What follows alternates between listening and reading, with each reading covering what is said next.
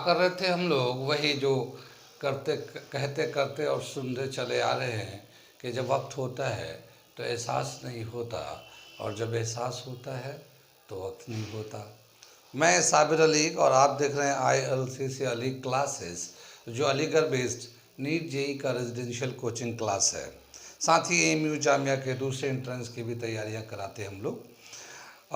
आज हम लोग कर रहे क्लास जो है AMU एंट्रेंस क्रैश कोर्स की तैयारी चल रही है। इसमें हम लोग कर रहे थे AP अर्थमेटिक प्रोग्रेशन, एक चैप्टर है 10th क्लास मैथ में, उसके भी कुछ क्लासेस हो चुके हैं और आज उसके आगे क्लास कर रहे हैं हम लोग। इसमें क्या है कि देखते हैं कुछ क्लास जो हमने AP में फॉर्मूला बताया था, वैल्यू ऑफ nth टर्म का एक फॉर्मूला बताया था, और उसके बेस पे ये क्वेश्चन कुछ करेंगे। वैल्यू ऑफ nth टर्म ये लिखा था हम लोगों ने, AN = A1 + n-1 × D। ये हम लोगों ने कुछ क्वेश्चन किए थे, और एक क्वेश्चन हमने लास्ट किया था जो बताया था कि लास्ट टर्म से 20 टर्म का वैल्यू निकालेंगे तो कैसे निकालेंगे। उसका हम लोगों ने एक फॉर्मूला बताया था कि लास्ट टर्म से अगर निकालना हो तो उसका जो फॉर्मूला होता है AN = A1 - n-1 × D।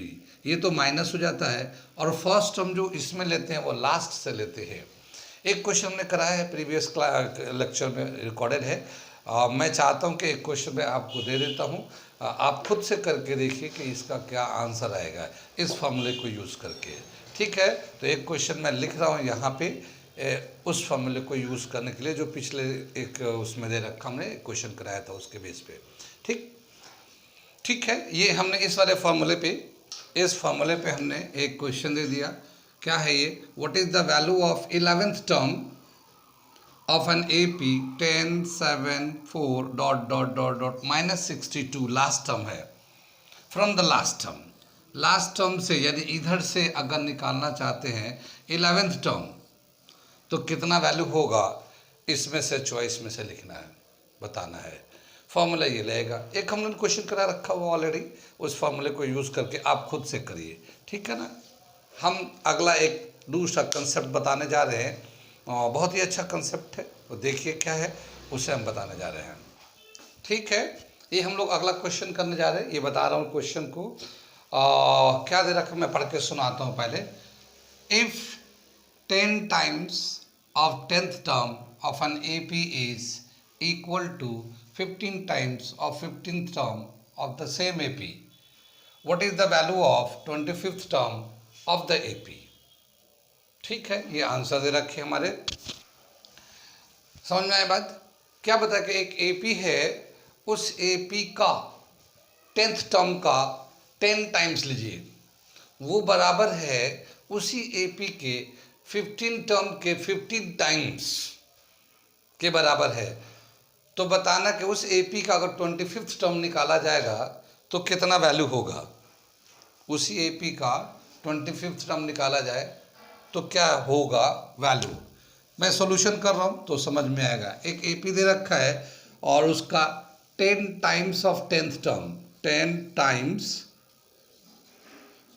Of 10th term जो है वो इक्वल है किसके, 15 टाइम्स ऑफ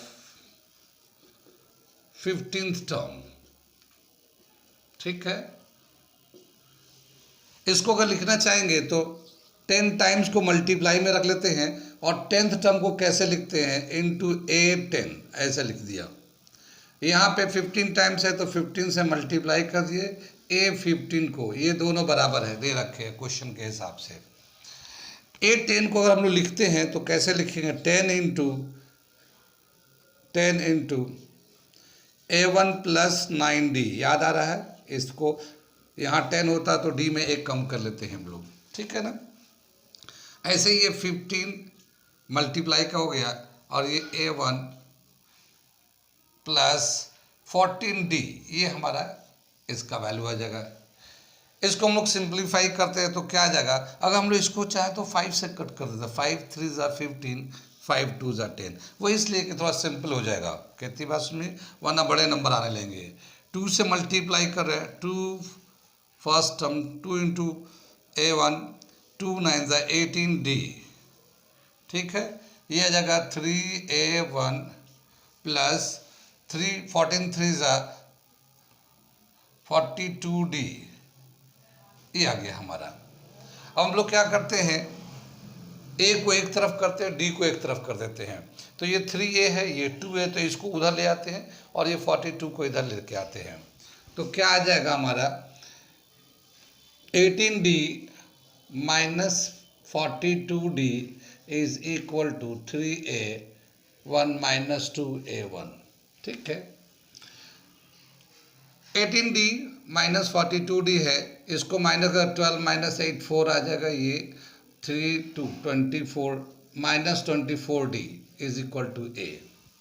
तो A का फर्स्ट टर्म का वैल्यू आ जाएगा हमारा माइनस 24D, ये फर्स्ट टर्म का वैल्यू आ गया। ये दोनों आपस में इसके रिलेशन मिल जाते हैं हमें, ठीक। अब हमें क्या बताया कि 25th टर्म का कितना वैल्यू होगा, ये निकालना है। कितनी बात सुन में। अब हम लोग इसको 25th टर्म को निकालने जा रहे हैं। 25th टर्म का वैल्यू कैसे निकालेंगे, A 25th टर्म, तो इसको लिखेंगे A1 प्लस 24D, जैसे लिखते हैं हम लोग, ठीक। A1 को हम लोग लिखते हैं कितना, माइनस 24D, माइनस 24D, और ये प्लस 24D, ये दोनों एक दूसरे को कैंसिल कर देंगे, 0 आ जाएगा। तो 25th टर्म का वैल्यू कितना आ रहा है, 0। कितनी बार सुन में, आंसर है इसका A। कहाँ कहाँ समझ में नहीं आया, आ रही बात समझ में ये। अब इसका हम लोग ये एक बेसिकली एक कंसेप्ट है, एक प्रूफ है, इसको हम लोगों ने प्रूफ करके दिखा रहे हैं और ये दिखाया हमने। अब इसका जो लॉजिक है, जो कंसेप्ट है, वो समझते हैं क्या है, क्योंकि ये बहुत ही शॉर्ट क्वेश्चन में आ सकता है, आता रहता है। क्या दे रखा है, यहाँ देखिए 10 times of 10th term equal है 15 टाइम्स ऑफ 15 टर्म का। ये देखिए 10 times of 10th term equal है 15 टाइम्स ऑफ 15 टर्म। जब हम इसको सिंप्लीफाई करेंगे तो A एंड D में एक रिलेशन मिल जाएगा, और ये जो A का जो वैल्यू आएगा कुछ ऐसा आएगा कि ये जो 10th टर्म है और ये जो 15 टर्म है, दोनों को प्लस करिए, कितना आएगा, 25th टर्म, है ना। 10 प्लस 15 25th। हमसे पूछा है 25th टर्म का वैल्यू क्या होगा, तो जब भी कभी ऐसा देगा तो ये तो A का वैल्यू ऐसा आया, यहाँ डाला हम लोगों ने, 25th टर्म का वैल्यू 0 आ गया है। क्या समझ में है कि अगर ऐसा देता है कि 10 times of 10 term 15 times of 15 term बराबर है, तो 25वां टर्म 10 एंड 15 25th टर्म का वैल्यू हमेशा ही 0 आएगा, हमेशा ही वो 0 आएगा। अगर इन दोनों टर्म को प्लस कर देंगे तो जो टर्म होगा वो 0 आएगा। ये इस तरह का एक रिलेशन है ये। कितनी बात समझ में। आगे चले हम, एक सवाल इतना समझ में आ गया, ये बहुत ही अच्छा सवाल है, कंपटीशन में भी कम आया है एमई में, लेकिन ये है बहुत लॉजिक बेस्ड। मैं एक दो सवाल और इसको देता हूँ और इसी पे करा देता हूँ, बता देता हूँ, ये आपको कंपटीशन के हिसाब से बहुत शॉर्टकट में हो जाएगा ये इसका। तो मैं एक दो क्वेश्चन और लिखता हूँ। यहाँ तक समझ में आ गया, ये कंसेप्ट समझ में आ गया। जितना ये टर्म होगा उतना ही टाइम्स इसको लेंगे, जितना ये टर्म होगा उतना ही टाइम्स इसका लेंगे, दोनों बराबर होंगे।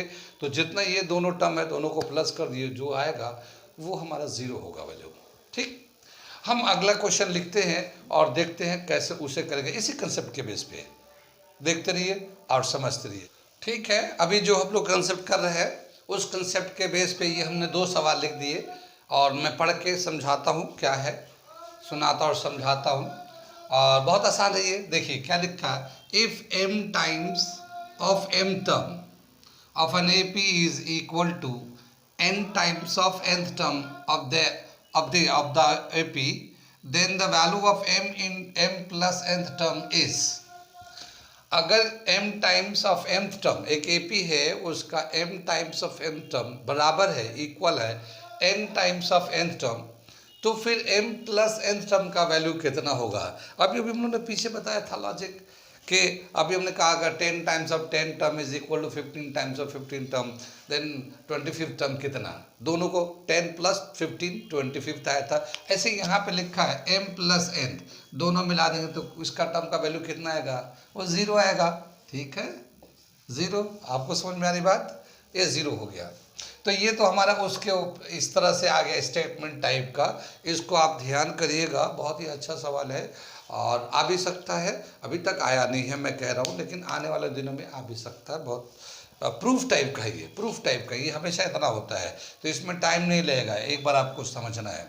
ठीक, इसी के बेस पे, इसी कंसेप्ट के बेस पे एक सवाल मैंने और लिख दिया है, इसे देखते हैं क्या है। If 8 times of 8 term of an AP is equal to 12 times of 12th term of that AP, then which term of this AP is 0? ये थोड़ा सा बदल दिया हम लोगों ने। 8 times of 8th term equal है 12 टाइम्स ऑफ 12th टर्म, तो कौन सा टर्म का वैल्यू 0 होगा? ये 8 टर्म्स और ये 12 टर्म दोनों को प्लस कर दो, ठीक है, वही टर्म 0 आ जाएगा। तो कौन सा हो जाएगा? 8 + 12 20 टर्म, तो आंसर हो जाएगा 20 टर्म। ठीक, कितना आसान है, लेकिन ये एक प्रूफ टाइप का है। ये कंसेप्ट अगर क्लियर होगा तभी आप कर पाएंगे। कितनी बात समझ में आई?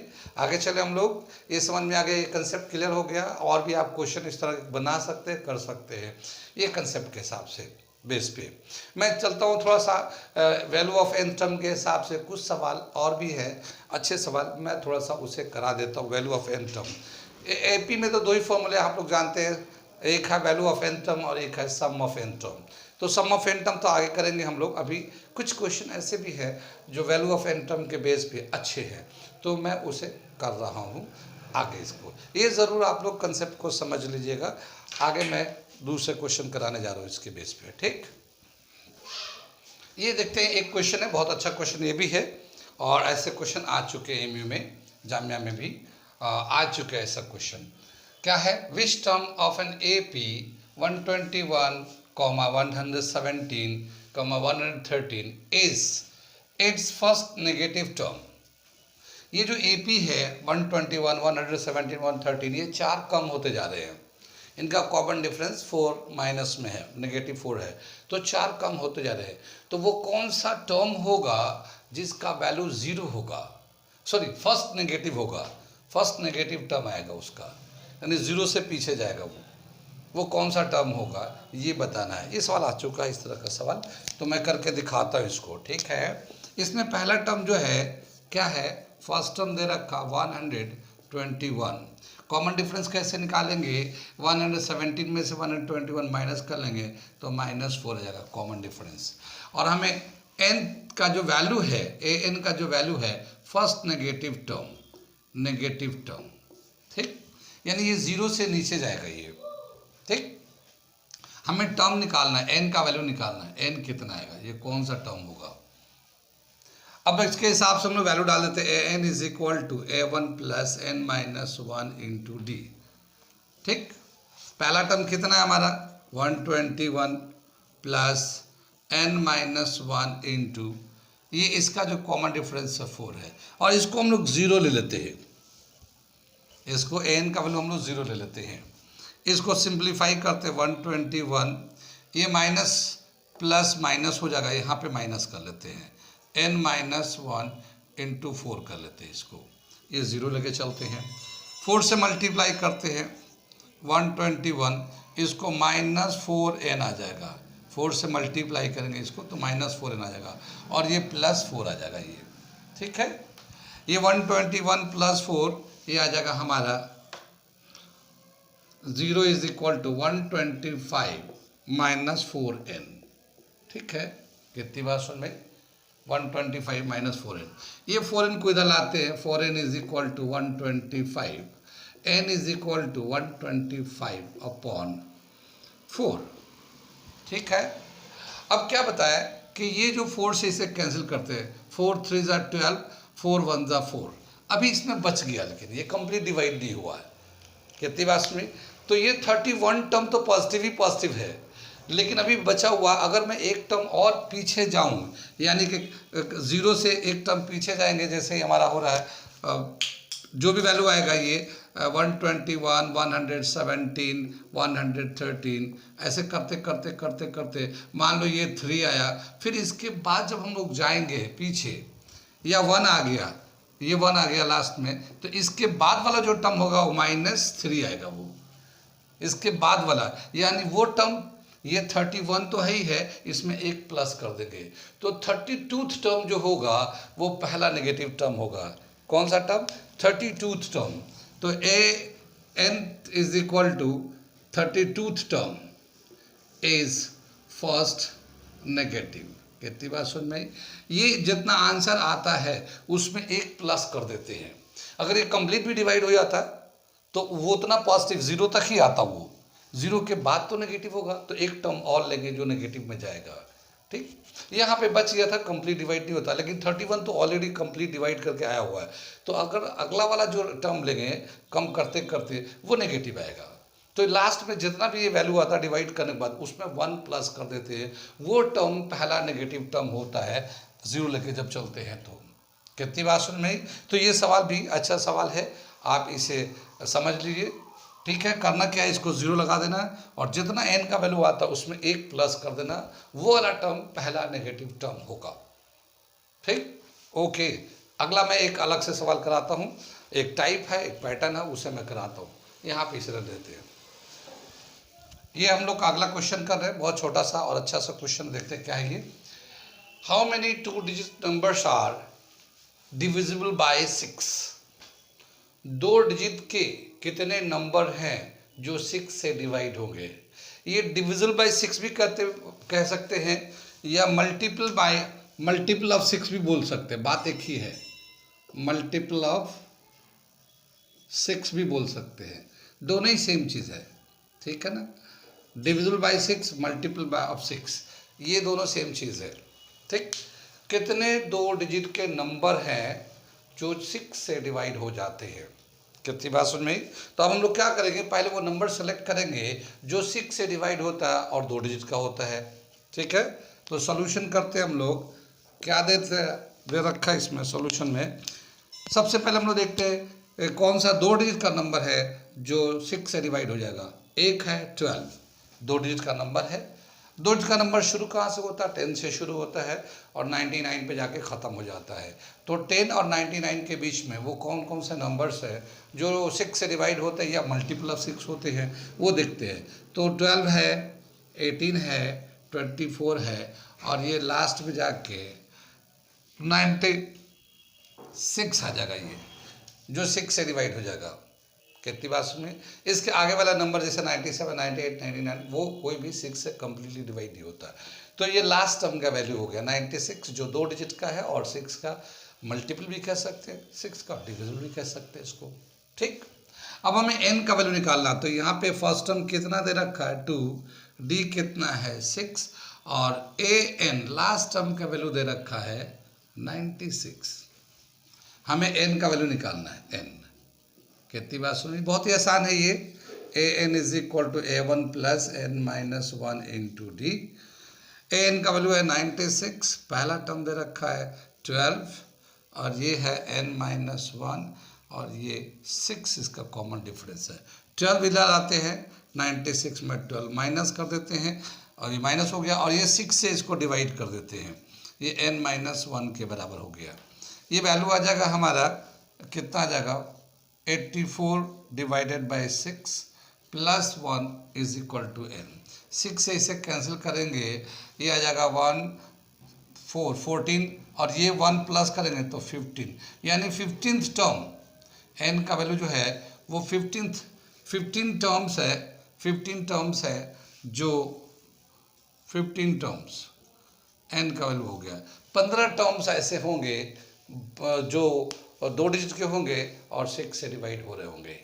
15 टर्म, जैसे एक टर्म 12 हो गया, दूसरा 18 हो गया, तीसरा 24 हो गया, चौथा 30 होगा, 36 होगा, 42 होगा, ऐसे टोटल 15 टर्म्स होंगे जो 6 से डिवाइड हो रहे होंगे। कहाँ समझ में आ रहा है? नहीं समझ में आ रहा है तो पूछ लीजिए, हमारे चैनल पे जाके आप मैसेज कर सकते हैं। और अगर नए हैं, देख रहे हैं तो सब्सक्राइब कर लिए, क्योंकि बहुत सारी चीज़ें हम इस पर लोड करते हैं। हमारे नीट जेईई के भी बैचेस चलते हैं, तो उसके लिए भी हम फिज़िक्स और फिजिकल केमिस्ट्री भी लोड करते हैं। बाकी और भी बहुत सारे टीचर्स हैं, लेकिन अभी तो मैं अपना ही कंटेंट लोड करता जा रहा हूँ, तो आप लोग उसको भी आप देख सकते हैं आसानी से। ठीक है, इसे नोट कर ले। और AMU जामिया की तैयारी के लिए तो चैनल ज़रूर सब्सक्राइब कर ले। हर तरह के सवाल हम कराते हैं, मैथ में, फिजिक्स में, केमिस्ट्री में। और इस चैनल ही काफ़ी हो जाएगा आपको तैयारी करने के लिए, कोई दूसरे गाइड की ज़रूरत पड़ेगी नहीं अगर इसको समझ लिया तो। अगला क्वेश्चन मैं करने जा रहा हूँ, इसी तरह का कुछ है, लेकिन आप देखता हूँ, पहले लिखता हूँ उसके बाद बताता हूँ। ठीक, मिटा दूँ मैं, अगला क्वेश्चन करने जा रहा हूँ मैं। ठीक है, एक और क्वेश्चन हम लोग इस तरह का कर रहे हैं, क्या है, how many 3 digit numbers are multiple of 7। 3 digit के कितने नंबर हैं जो 7 के मल्टीपल होंगे, और डिवाइडेड बाई 7 भी कह सकते हैं, बात बराबर है। तो क्या बताया कि कितने 3 डिजिट के नंबर्स हैं जो 7 के मल्टीपल है या 7 से डिवाइड हो सकते हैं। ठीक उसी तरह से जैसे 2 डिजिट वाला किया था हम लोगों ने, इसको भी करेंगे। क्या दे रखा है, सबसे पहला डिजिट 3 डिजिट जो 7 से डिवाइड होगा वो है 105। कितनी बात सुन में, 3 डिजिट 100 से शुरू होता है और 999 पे ख़त्म हो जाता है। 3 डिजिट 100 से शुरू होता है और 999 पे ख़त्म हो जाता है 3 डिजिट का नंबर। तो सबसे पहला नंबर 105 है, 112 है जो 7 से डिवाइड हो जाएगा, 117 है, 19 है। ठीक है, इस तरह से ये 7 से डिविजिबल होता जाएगा। ये जो लास्ट टर्म होगा वो है 994। ठीक है ना, 994 है जो 7 से डिवाइड हो जाएगा, लास्ट टर्म। ठीक, आगे चले हम लोग। अब हम लोग देखते हैं कि n का वैल्यू निकालना, जैसे पहले 2 डिजिट में किया था वैसे इसमें भी करेंगे। पहला टर्म 105, कॉमन डिफरेंस 7 है, लास्ट टर्म का वैल्यू दे रखा है 9994 और n हमें निकालना है। ठीक है, n का वैल्यू निकालना है। सेम ऐसे करते हैं, an is equal to a1 plus n minus 1 into D. an का वैल्यू कितना है हमारे पास 994, फर्स्ट टर्म का वैल्यू है हमारा 105 plus n minus 1 into D कितना 7। 105 इधर लाते हैं, माइनस कर देते हैं और ये n माइनस 1 इंटू 7 रखते हैं ये यहाँ पे। ठीक, 105 माइनस करेंगे इसमें से तो ये बचेगा 988, ये आ जाएगा।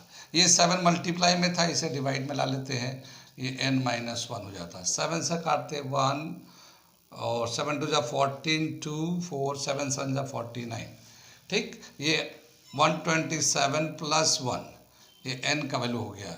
तो कितना आ गया n का वैल्यू 128, यानी टोटल 128 टर्म है जो 3 डिजिट के जो 7 से मल्टीपल, 7 का मल्टीपल है या 7 से डिवाइड हो सकता है। कितनी बात सुन में, ये एक तरीका ये भी पूछने का, एपी करने का। कितनी बात सुन में, आगे चलते हैं हम लोग, एक क्वेश्चन और देख लेते हैं आज के लिए। एक क्वेश्चन अच्छा क्वेश्चन है, उसे भी कर लेते हैं, देख लेते हैं एक क्वेश्चन को। ठीक है, ठीक है, ये अगला क्वेश्चन है, मैं ये अगला क्वेश्चन करके बता रहा हूँ, पढ़ के सुना रहा हूँ, करके बताता हूँ। If 18th and 11th terms of an AP are in the ratio of 3:2 and its 21st term and 5th term are in the ratio of, then its, ठीक है, ये रेशियो दे रखा है। क्या बताया है कि 18th टर्म का 11th टर्म का जब रेशियो निकालते हैं एक AP का तो 3:2 आता है। अगर उसी AP का 21st term and 5th term का अगर रेशियो निकालेंगे तो इनमें से कौन सा रेशियो आएगा। कितनी बात सुनी, इसमें करके दिखाता हूँ। मैं क्या बताना चाह रहा हूँ कि जो मैं क्वेश्चन करा रहा हूँ ये सभी क्वेश्चन कभी ना कभी AMU जामिया में आए हुए हैं या इसी तरह के आए हुए हैं। तो आप कोई भी जो हमारा क्लास का जो लेक्चर है मिस मत करिए। हर लेक्चर में हमने वही सवाल करने की कोशिश किया है या बताने की कोशिश किया है जो अक्सर आते रहते हैं। तो कौन सा सवाल आ जाए ये कहना मुश्किल है, इसलिए सभी वीडियो को, सभी सवाल को जो हमने वीडियो में लगाया है, दिया है करके, वो सभी सवाल को पढ़िए, समझिए और उस तरह के कंसेप्ट को माइंड में डेवलप करिए, उस तरह के क्वेश्चन को प्रैक्टिस करिए अगर चाहते हैं सिलेक्शन तो। ठीक, मैं इसे करके दिखाता हूँ, ये सारे इंपॉर्टेंट सवाल है। ठीक है, आगे चलते हम लोग, क्या दे रखा सोल्यूशन कर रहे हैं हम लोग। A 18th upon A 11th, इसका जब रेशियो निकालते हैं तो 3:2 आता है। ये हमने इस तरह से लिख दिया। A18 को लिखेंगे तो A1 + 17D ऐसे लिखेंगे, और 11 को लिखेंगे तो A1 + 10D। ये तो समझ में आ ही रहा होगा हमने कैसे लिख दिया, इस तरह से कर दिया। अब हम लोग क्रॉस मल्टीप्लाई करेंगे, ऐसे इसको ऐसे क्रॉस मल्टीप्लाई करेंगे तो क्या आ जाएगा, यहाँ से 2 से मल्टीप्लाई किया 2A1 + 34D, 2 से मल्टीप्लाई किया 17 को। अब 3C से करते हैं तो 3A1 + 30D आ जाएगा। कितनी बात सुनिए, A1 को एक तरफ करते हैं, D को एक तरफ करते हैं, तो जैसे 3A यहाँ है 2A, तो इसको उधर ले आते हैं। ये 34D है, यहाँ से लाते हैं -30D आ जाएगा, और 3A1 - 2A1, इसमें से बचेगा 4D, और यहाँ से बचेगा A1। तो ये D एंड A में एक रिलेशन हमें निकल के आ जाता है। कितनी बात सुन में। अब हम लोग A को रिप्लेस कर सकते हैं D के वैल्यू से, लेकिन हमें सवाल में क्या बोला है, हमसे बोला है कि इसका रेशियो निकालिए 21 एंड 5th टर्म का। तो A21 अपॉन A5th टर्म का रेशियो निकाल लें। A21 का हम लोग लिख सकते हैं, हम लोग A1 + 20D, और ये आ जाएगा A1 + 4D, ऐसे लिखेंगे। ठीक है, हम लोग यहाँ पे क्या करते हैं, A1 को 4D से रिप्लेस कर देते हैं यहाँ से, तो 4D + 20D, ये तो ऐसे ही रहेगा। इसको भी A1 को रिप्लेस देते हैं 4D से, 4D + 4D, ठीक है, 4D, ठीक। ये 20 + 4 24D आ जाएगा ये, ठीक। और ये 4 + 4 8D आ जाएगा। कितनी बात सुनिए, D से D कैंसिल हो जाएगा, 8 3 तो नीचे 1 बचेगा ये। तो अब जो रेशियो आएगा इसका 3:1 का रेशियो आएगा। कितनी बात सुन में, आंसर होगा इसमें 3:1, D आंसर हो गया। ये हम लोगों ने कैसे किया, इसको तो ऐसे लिख दिया, रेशियो डाल दिया। ये हम लोगों ने इस तरह से एक्सपेंड किया, इससे A एंड D का रिलेशन निकाल दिया, और फिर रेशियो निकालने के लिए ऐसे ही लिख दिया, और इसका हमने A रिप्लेस करके और सिंप्लीफाई करके निकाला। कहाँ कहाँ समझ में नहीं आ रहा है समझ में तो नोट कर लिए। यहाँ तक आज रहते थे, अगले क्लास में मैं इसके आगे और बहुत सारे क्वेश्चन, बहुत इंपॉर्टेंट क्वेश्चन है, वो सब मैं बताता रहूँगा। आप कुछ पढ़ो ना पढ़ो, मेरे वीडियो के जितने भी सवाल उतना ही कर लोगे तो AMU जामिया के एंट्रेंस के लिए 11th है, डिप्लोमा है, वो दोनों ही बहुत ही आसान हो जाएंगे। कितनी बात सुनिए, स्पेशली AMU तो बिल्कुल समझो इसी में से या इसी तरह के सवाल आएंगे जो मैं वीडियो में डाल रहा हूँ। ओके, चलिए आज यहीं पे।